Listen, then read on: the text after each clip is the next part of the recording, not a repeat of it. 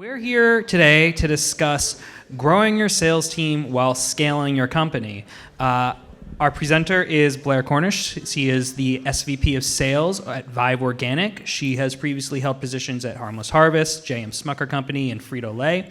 And she's going to take you through the guide to, both growing your team and growing your company, which is a challenge. So after her presentation, we will open the floor up to Q&A, so you can have your questions ready and answered, and we'll kick it off. Thanks, Brad. Thanks, everybody, for coming today.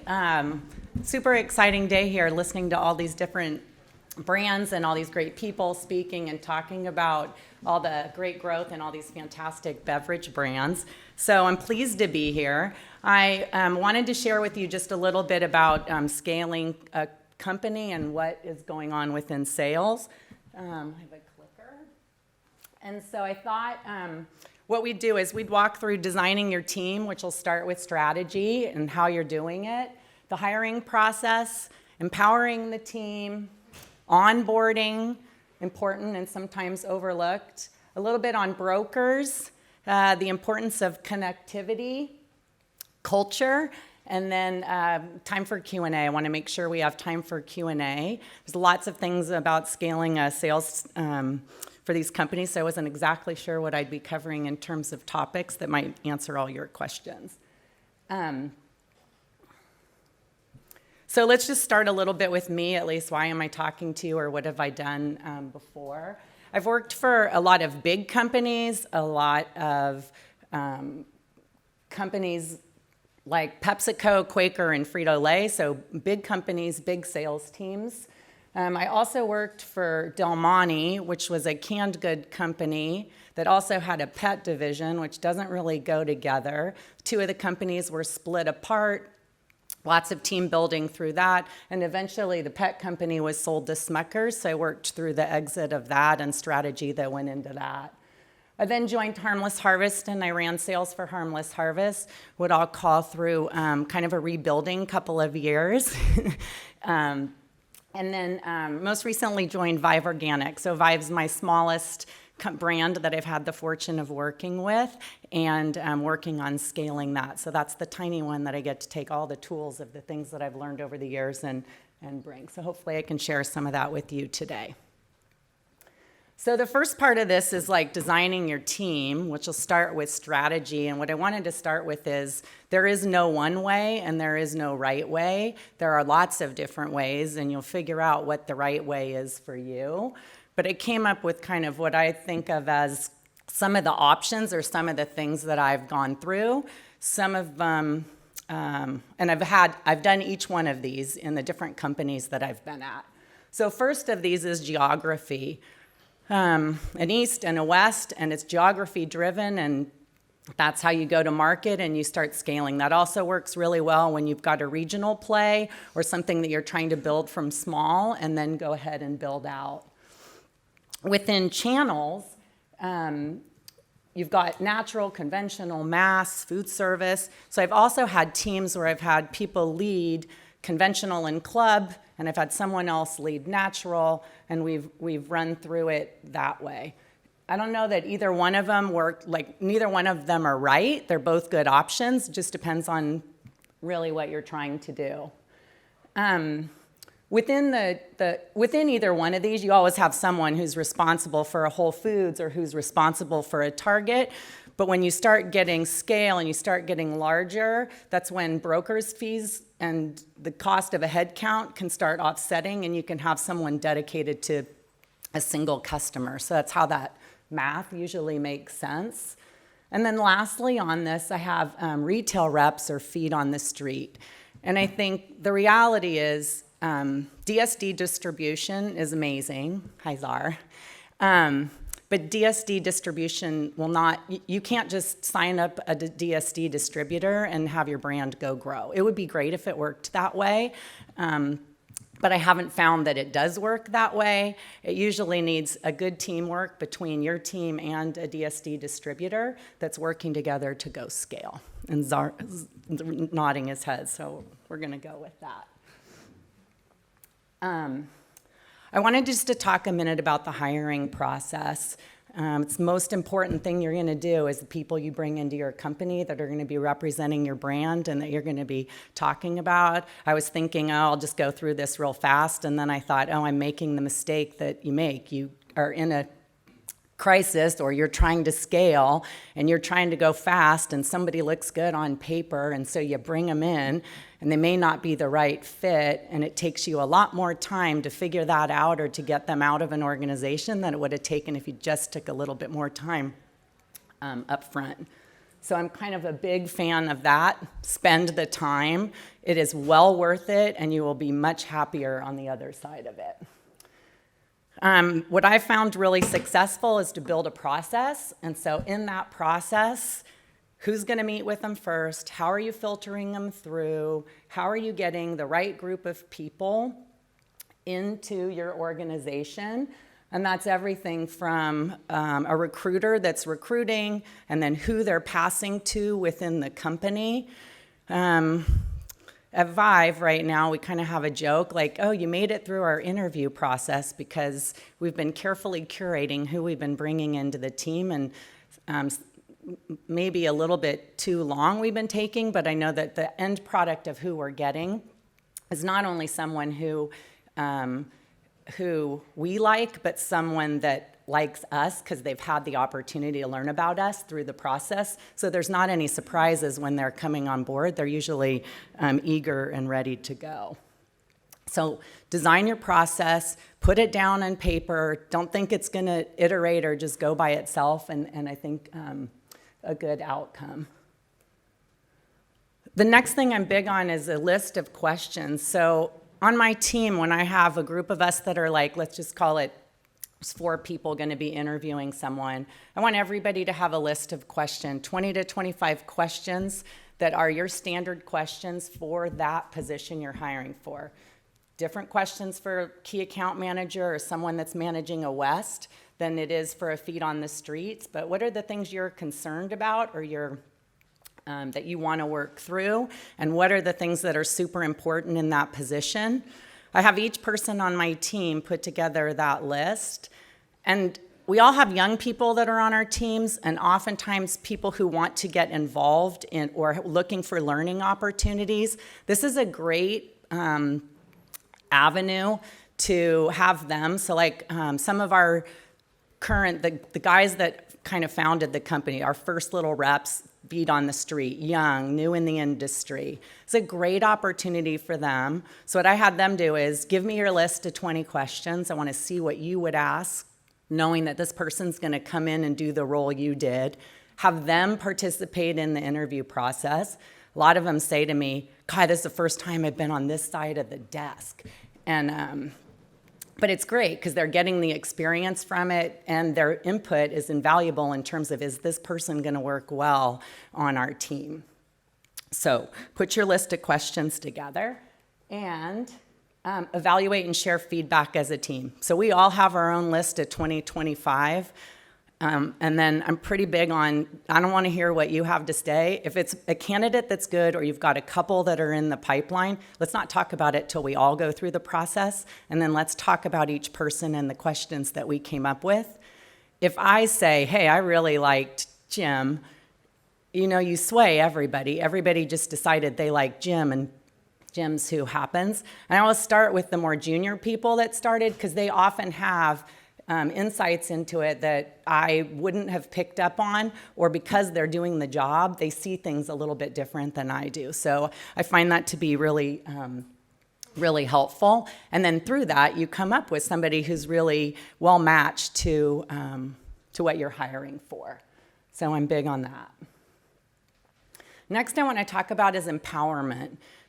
All these people that you're bringing in, or anybody that you're bringing in, they're eager to get in and to help to do something, and the sooner they can start contributing, the better they feel about what they're doing. So I wanted to talk to you just a little bit about tools. Think of it as a toolkit of things that you have as you onboard people that you start sharing with them.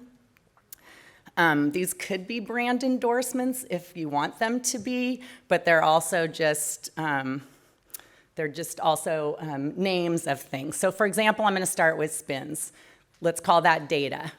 Data. Where do I go find the data? How do I self-serve myself? How do I understand what's been happening? And if you're a really small brand and you don't have data, you actually do have data. You just have to think of it like data. So it could be a distributor that's shipping product and they're telling you who they shipped it to. That's data. Or it could be syndicated data that's coming through. Or it could be Whole Foods portal. But how do people start accessing that on their own so it's not sitting in a vault with one person with access? Next one I have is a contract. So to have a standard DSD contract that you're using, you will start working to scale. You will start finding distributors or partners that you want to work with. And you will tie yourself up with a distributor sending you their contract and then needing to read through all the legalese of it and do that. It's just much better if you have your own standard contract and then you handle those as one-offs if you need something a little bit more unique. And that all gets saved in one place. So I've got Dropbox here, but somewhere where is the repository for all these things that's organized right from the beginning. Highly recommended. And I've worked in lots of places where that hasn't been the case, and it's really hard to reconstruct it all afterwards. So no company is too small to start that out. Bottom, and they kind of go hand in hand, is pricing strategy and trade discount. We've all been talking about net sales. We've been talking about ROI. Empowering your team to understand what is the SRP that you want to see in market. What is the lowest you will go in terms of an SRP, so you don't start having pricing architecture that's wandering around without your knowledge.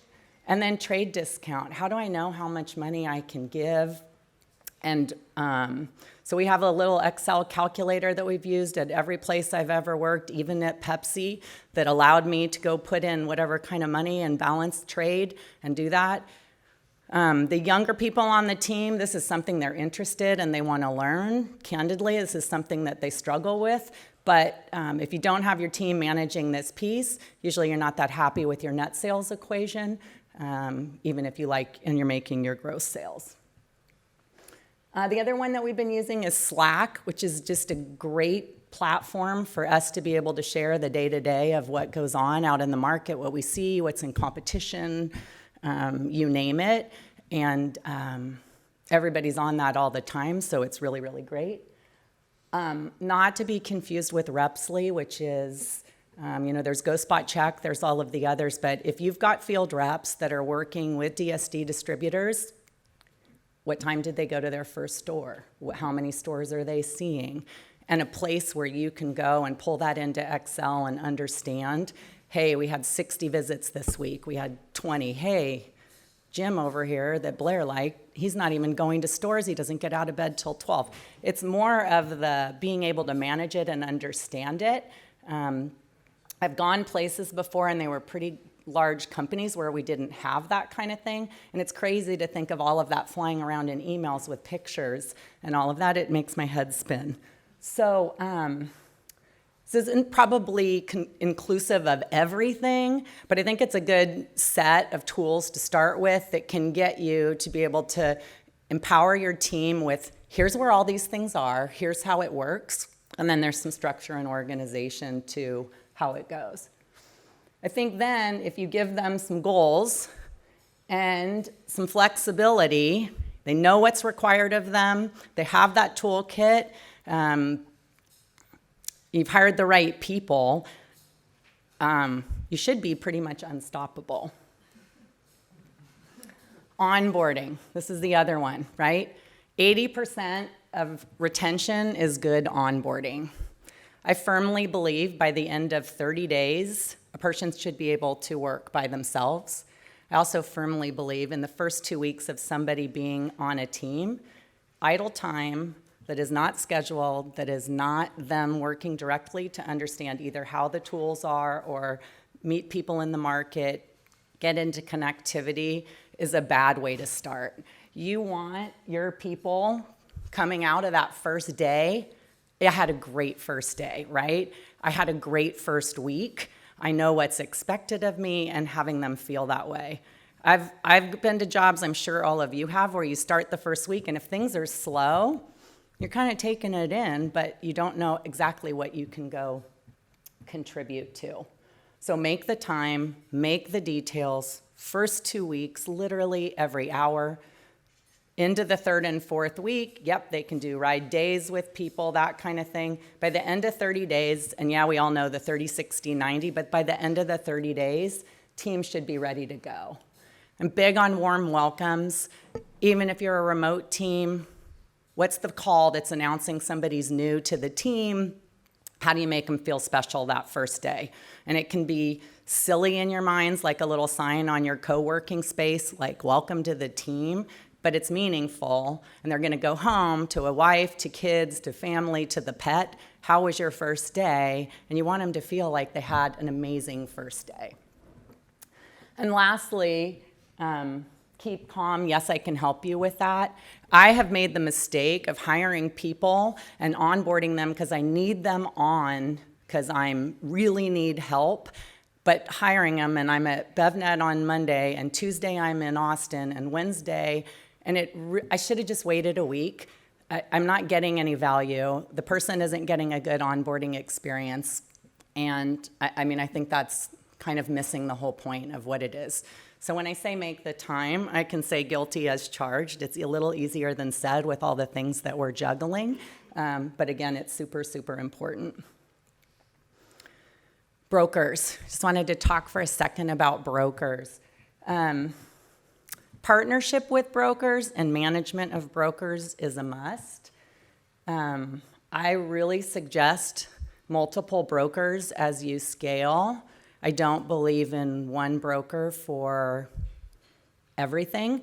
I think most brokers have specialized areas that they're really, really good at.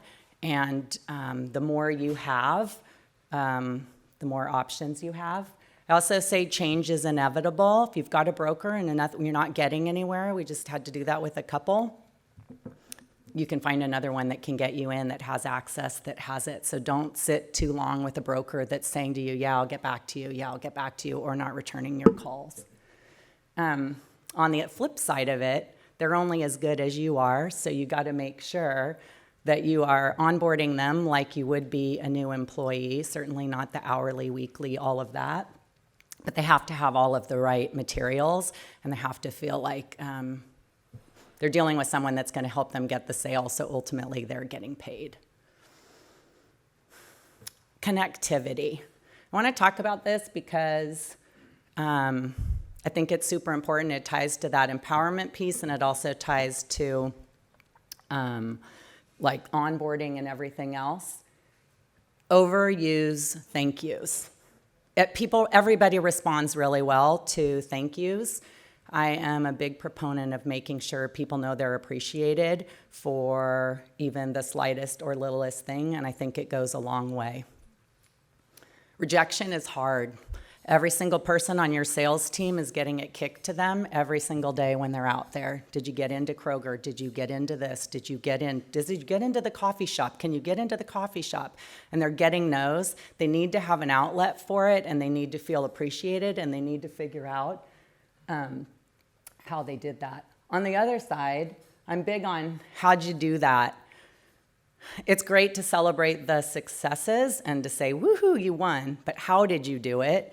And if you can get them to explain the how, then that is someone else on your team hearing the how, and then they are like, oh, I heard that on the call, and maybe I could try this. And it doesn't even mean they're doing a carbon copy of what happened, but the wheels start turning, and I think you create a good impact, a good loop, or good flywheel, if you will, of positive things happening.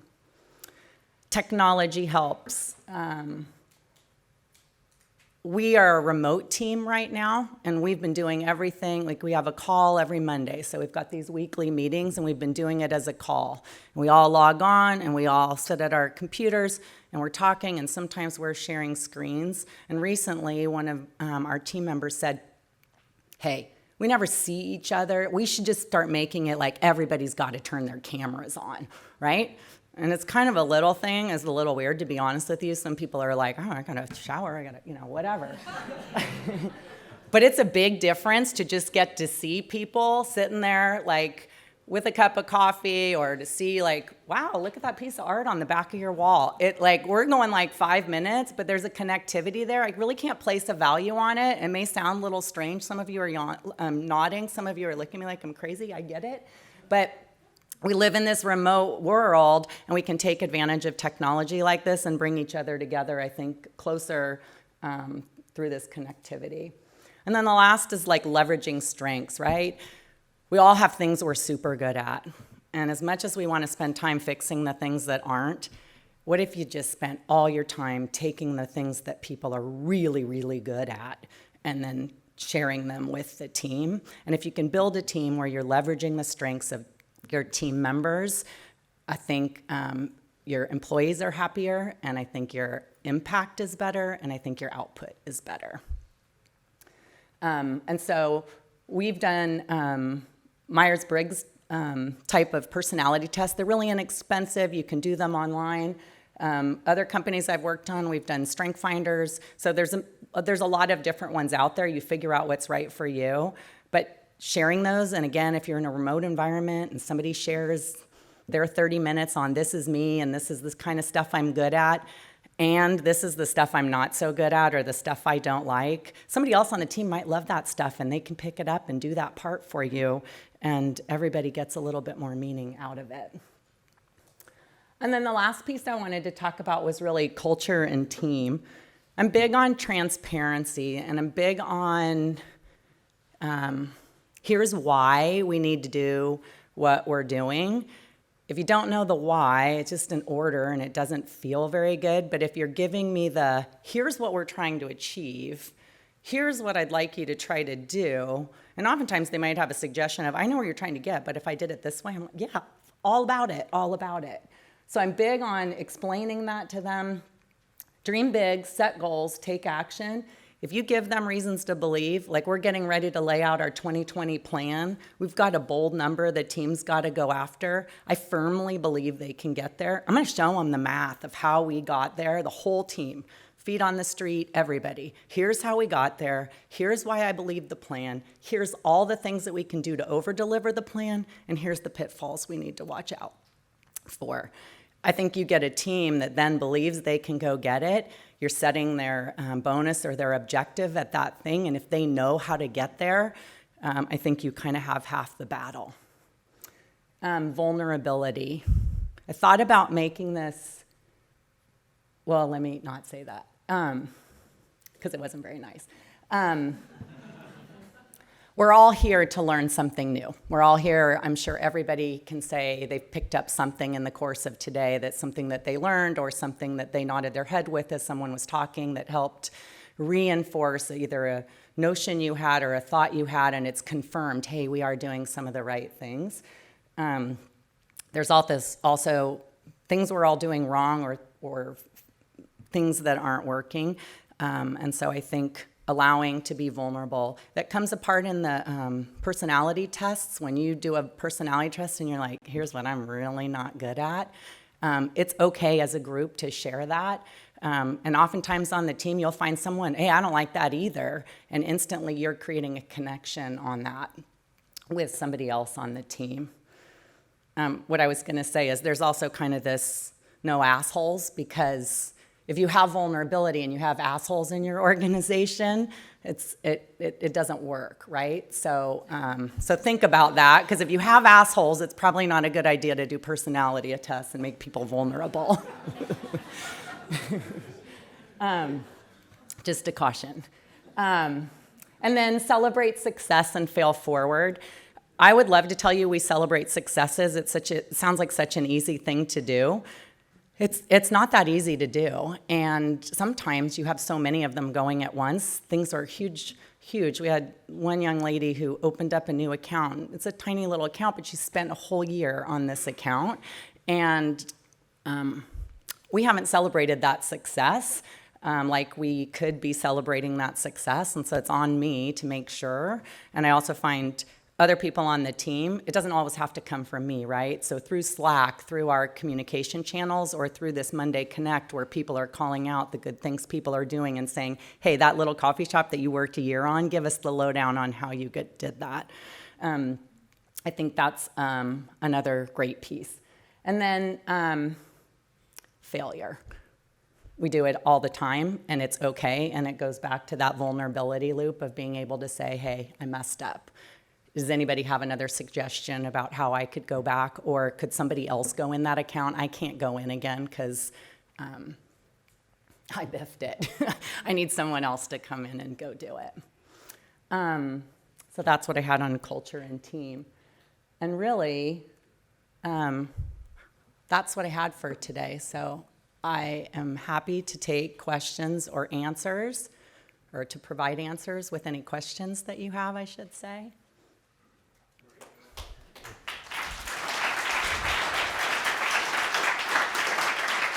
You know, I once got asked at an interview, would I rather fight one horse-sized duck or 100 duck-sized horses? Is that one of your key questions? I hope not. Who had questions?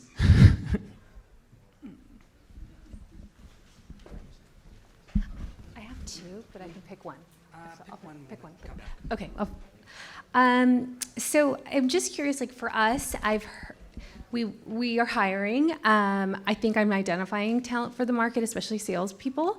But like there's this stance of, when is it too soon to hire? So, when certain accounts go live, I want somebody ready and positioned to like fully wrap their arms around these accounts and hit the ground running. But then again, I'm cautious of hiring too early as well. But then you can only keep a candidate like hanging around so long. So I'm just wondering what your thoughts are there.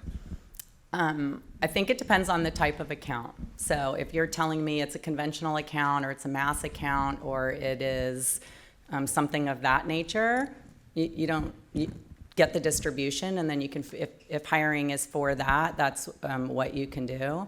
If it's for a DSD distributor and you're working on a contract with them, I'd start hiring, because you want that rep to be ready to go start working with the DSD. You can wait till that's all signed, but the reality is things aren't really going to be moving until you've got somebody out helping and working the street. Does that answer? Great. Anyone else? Give it over here. Hi, I'm Kevin Schumacher. You discussed the onboarding process. So that first week is a difficult time because everybody's busy. Can you get more specific about how you onboard that person those first few days, keep them busy, keep them motivated? I assume that they're onboarding with other people, but can you be more specific? So it's a great question. So day one, okay, I'm going to meet with that person from 8 to 9. 9 to 10, they're going to be with so-and-so. 10 to 11, they're going to be with so-and-so. But all I'm saying is if I'm traveling, or I'm not able to even pull an hour out of the day, or take them to lunch that first day, or have 3 people on the team take them to lunch that they met with in the morning, that's a miss. So it doesn't mean I'm there every step of the way, but it means they have good connectivity with the team. And it's the first day, the first week, those are a lot of introductions and stuff. But if you have a 8 to 9 and then it's like, go ahead and, I'd rather have somebody come in, here's where this is. Like, sit down with me on the computer and get me all set up so that I can start finding stuff. Maybe there's somebody on the team that can do that beforehand, or get the tools set up just so people aren't floundering. I really think that if you are floundering the first week through this and you're like, okay, and you start feeling this dead time, I think you set a tempo of it's more of a coaster, or it's just not. And I'm not saying, I think it's a little subliminal, I guess I should say. So I would just make sure you have it real tight on that schedule, and I would do that really for the first 2 weeks. It needs to be tight, because idle time just means they're sitting around trying to figure out what to do. It's not like they have enough work yet to go start doing. Yeah. So when I'm onboarding somebody, let's say you hire a new salesperson, are you going to put that person with different salespeople to see how they work, or are you going to send them through the whole organization Everybody, accounts receivable, yeah, I'm gonna, yeah, yeah, I want them to meet with the ops team. I want them to understand what happens when orders don't work. And even if it's just, even if, depending again on geography and where they're gonna be, even if like you're trying to jam a bunch of people in, a 30 minutes of hi, how are you, is super important. Mm-hmm. Hi, my name is Richie Arrington, Adapt Brands. My question's in regards to brokers. So scaling from like small businesses, a lot of us are entrepreneurs, scaling from, let's say, that 0 to 500,000, 0 to 1 million, and finding those right brokers. You talk about those relationships, but how do you initially find the first broker and then kind of going on from there? Yeah, yeah, so definitely when I was talking, I was definitely beyond that first 500, that first 500K. I think you use your network. So you use everybody that you're talking to, and you think about what categories you're going into, and you think about what regions you're gonna go into, and you ask your customers, and you ask. There's no better way of figuring it out, or you find a similar brand. And if you can get, when you're small, right, they're usually paid percentage of sales or a retainer, and retainers are really tough when you're that small. What are the other solutions, or how do you go about doing that? And then falling in love with your brand or thinking you really have something because of your passion and your conviction, I think goes a long way. Mm-hmm.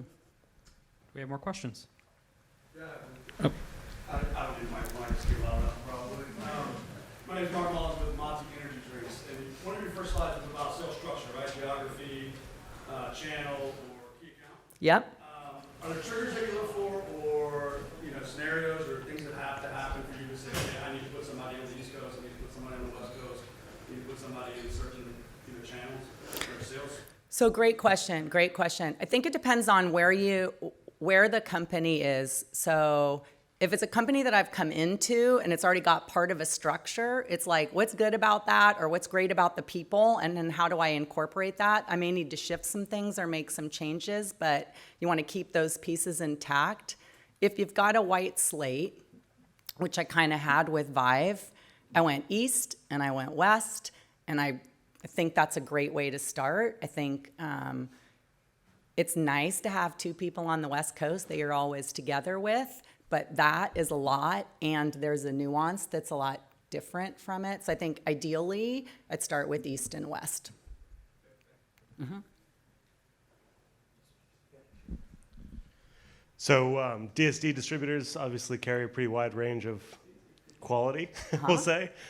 When you're looking and partnering with DSD distributors, what are you looking for, and what are your red flags when talking to new distributors?